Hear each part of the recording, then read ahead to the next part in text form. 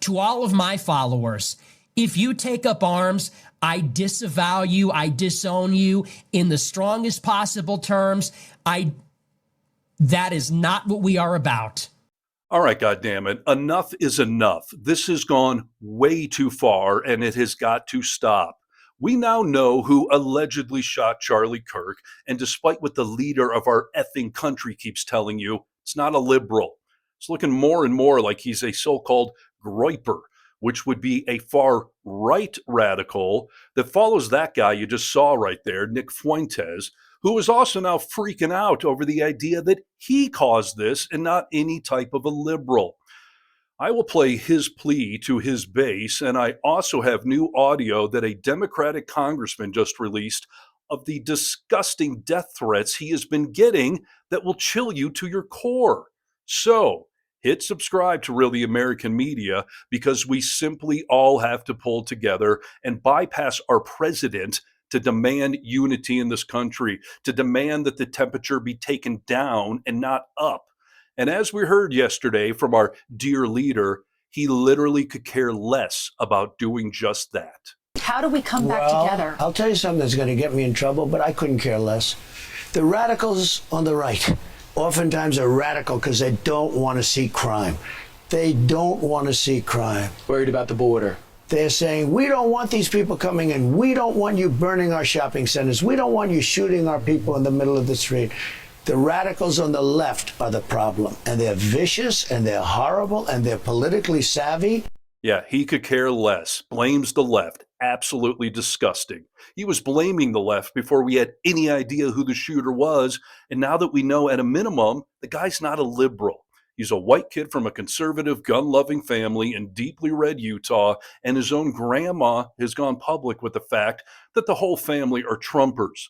We also know that Tyler Robinson, the accused shooter, registered to vote as unaffiliated, which literally means he is not a Democrat.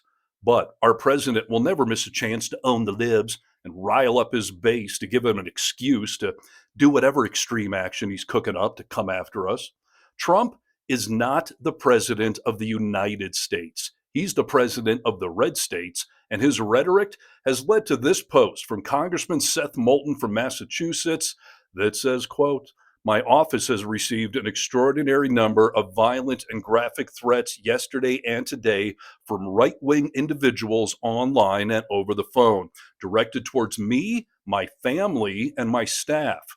After I pointed out the simple fact that President Trump should join Speaker Johnson and other level-headed Republicans in condemning political violence, not inciting it further. The solution to political disagreement in America is never violence. It should be easy for everybody to say that. Republicans need to condemn violence committed by the right, just as I and many other Democrats condemn violence by the left."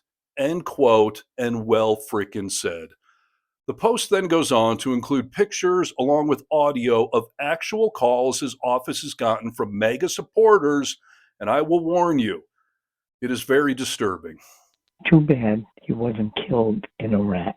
I pray to God some good old MAGA boy blows your mother brains out, you. You know, we have most of the guns, and you won't find very many Democrats at the shooting ranges. We know what we're doing, and we can eliminate like you, no problem. So the Democrats are the one who are causing all the problems in this country. I would spend the rest of my life in federal prison to make America great again by eliminating somebody like you. I pray for your violent, bloody, anguishing death. I pray your family is by the illegal aliens you coddle. Maybe we'll have another shooter in this country somewhere, whether it be in Salem, Massachusetts, or Washington, that'll put a bullet in his head. Maybe his wife will get shot in the head, or maybe one of his kids. Yeah, the same people that are correctly upset about the political violence against Charlie Kirk are now threatening to unalive Democrats who, again, had nothing to do with the killing of Charlie Kirk. And now that the FBI is digging into all of this, we have reason to believe that Tyler Robinson is a groyper and a follower of Nick Fuentes, who frequently criticizes and trolls Charlie Kirk for not being far enough to the right, which led Nick Fuentes to posting this. This is a very delicate situation. This is a very delicate situation. I fear that this has set off a chain reaction. I pray to God there is no further violence. I pray to God that nobody else is hurt as a result of this. I hope that it stops here. It should stop here. To all of my followers, if you take up arms, I disavow you, I disown you in the strongest possible terms. That is not what we are about. And the same goes obviously for the other side. And I want to make that very clear. It would be a profound moral, political mistake for anybody to take the bait and to engage in any kind of reprisal, retaliation, revenge. Remember, we are the good side. And what makes us good is that we have Christ. Okay, I'm going to cut off his God ramblings right there. And listen, if you need a fear of God to stop you from committing political violence, then yeah, God is real, and please hold on to whatever stops you from taking up arms against the left. But the reality is, a deity is not going to stop the political violence. Only we, the people, can. And since we clearly cannot count on our president, we need to elevate the voices of those that are calling for calm, those that are calling on political discourse and debate, but never violence. The sad truth is that fucking Nick Fuentes right there sounds more presidential than our president does. And if the GOP needs to hear it from one of their own, here is the conservative Republican governor of Utah saying what needs to be said. I think it's important that we, with eyes wide open, understand what's happening in our country today. I've heard people say, well, why are we so invested in this? There's violence happening all across our country, and violence is tragic everywhere. And every life taken is a child of God who deserves our love and respect and dignity. This is certainly about the tragic death, political assassination of Charlie Kirk. But it is also much bigger than an attack on an individual. It is an attack on all of us.